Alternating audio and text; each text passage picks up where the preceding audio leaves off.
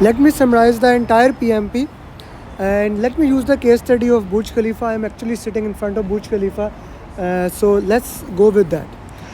Okay, so what was the purpose, reason behind making the Burj Khalifa? The why of the Burj Khalifa. So why of the Burj Khalifa was to put Dubai on the map of the world, to get a world record so that people can come. Okay, so people can come. So we made benefit management plan for this, and those benefits were intangible, right? The brand recognition, and brand recognition was Dubai, right? So this was the reason why Burj Khalifa was made. Yeah, there was a business case, I guess $1 billion, just using fictional number. $1 billion, if it was, actually it was more than 1 billion. So but for this case study, let's put it $1 billion. So it was there, but the biggest reason was its tangible value, so that people can come to Dubai, and through tourism, through business setup, Dubai can be generating more revenue in a different form. So project charter was made for this, which of course it had scope, tallest building in the world, okay, tallest hotel tower in the world. The scope was clear. The schedule was, let's say, 3 year. Okay, the cost was, let's say, $1 billion. So the ruler of Dubai approved it. He was the sponsor, and we started working on that thing. Project manager was selected. Let's say, for the sake, Ron is the project manager for this. Okay, so project manager was selected. Now, as soon as project charter is made,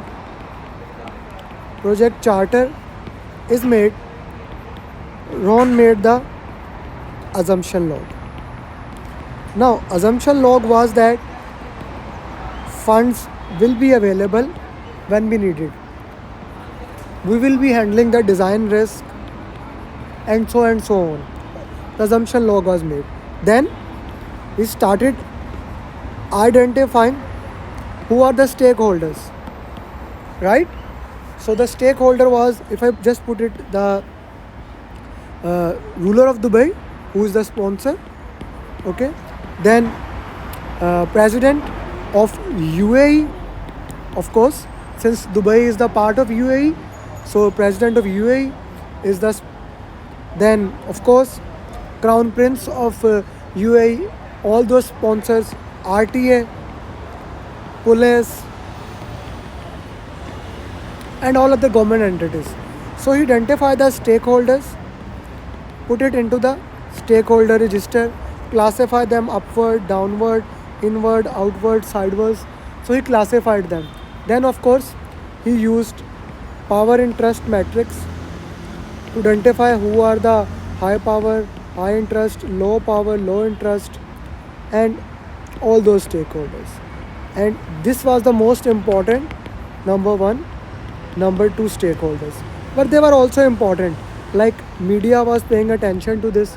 And as we said that in this particular project, media or those people who have no power but the interest, they are very important. The reason was that the benefit of this project was long term. It's a long term vision. They wanted to put the Dubai on the map of the world. So once the stakeholder register was made, your initiation is completed, right? Your initiation is completed. Now we go to planning. In planning phase, we made stakeholder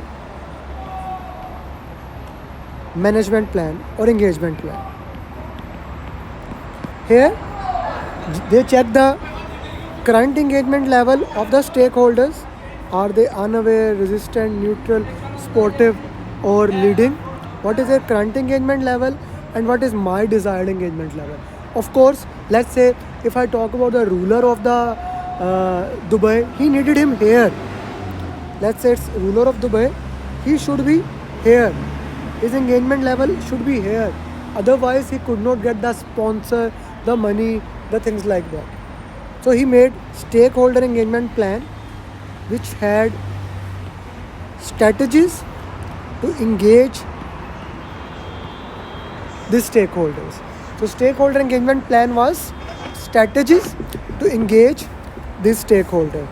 Once he made the stakeholder engagement plan, it was approved by the sponsor. Like he made then communication management plan. Communication plan was all about 4 hours of communication.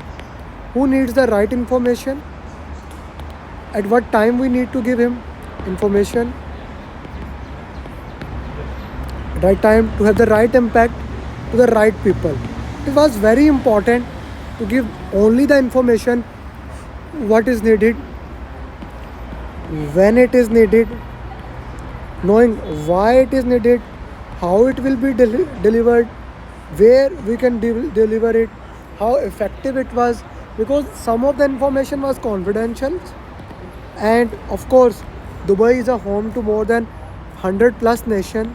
So understanding the cultural diversity, all those geographical diversity, that was kind of very critical in this patent project. So we made the communication management plan. Okay. Once the communication management plan was done, then of course we went to make resource management plan. Like now, in the especially the start of the project, in the design phase, the design itself is kind of a marvelous. It's kind of a one of its kind. So in order to make that, we need to identify which type of resources we need, the designer we need,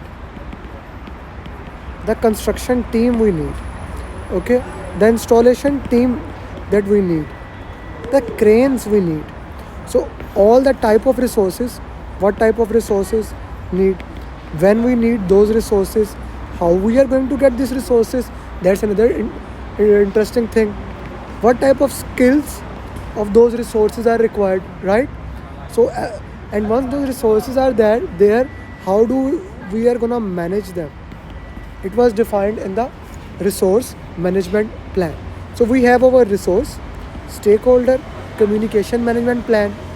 Then we decided the quality we are going to save, the standards. Now this was interesting thing, because standards were very critical in this patent project, because this project is going to be the flagship of all the project. All other projects will be made after this according to this project. So we needed to look into that patent way, like what kind of standards we can follow, how we can follow those standards, what is the best way to work into that, and how we can achieve this thing. Okay, cost of quality. Wow, now this was something that there is a zero chance of failure. So cost of training, cost of non-conformance was very high. So they spent cost on conformance.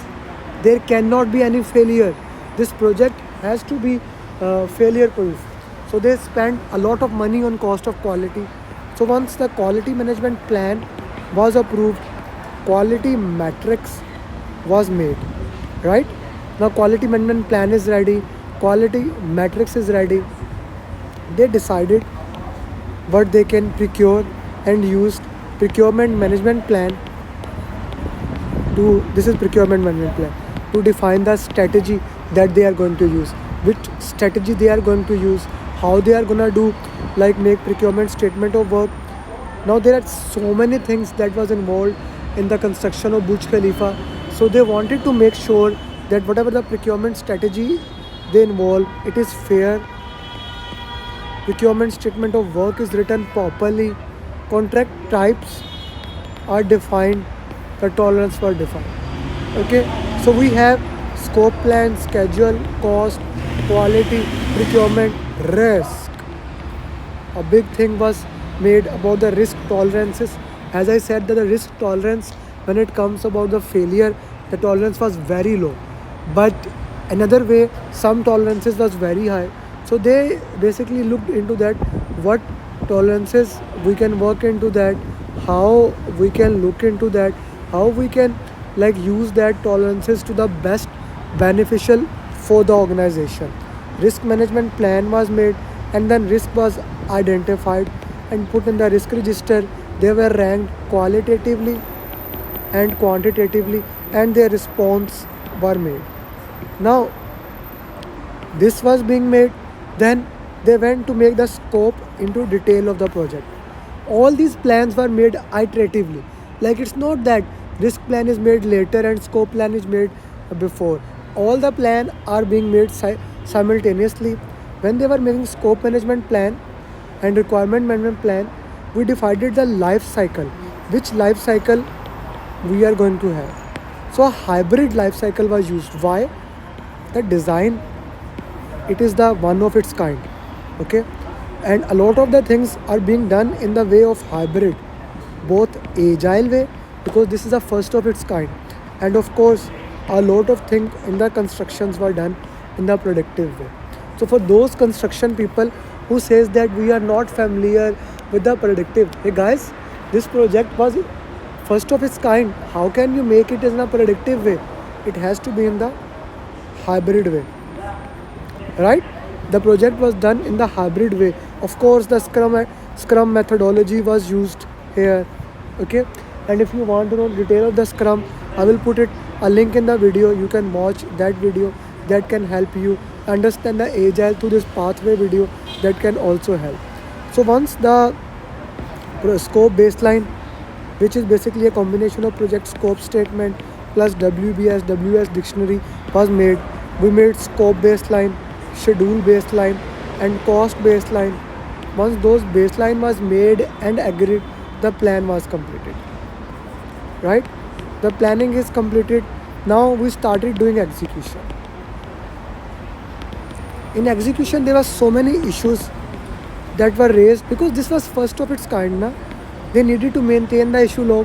Whenever a new issue occurred, they put into the issue log, they do the root cause analysis, identifying why this was not identified before, what was the reason, and of course if they needed to change anything, they go to the change control board to handle any particular change.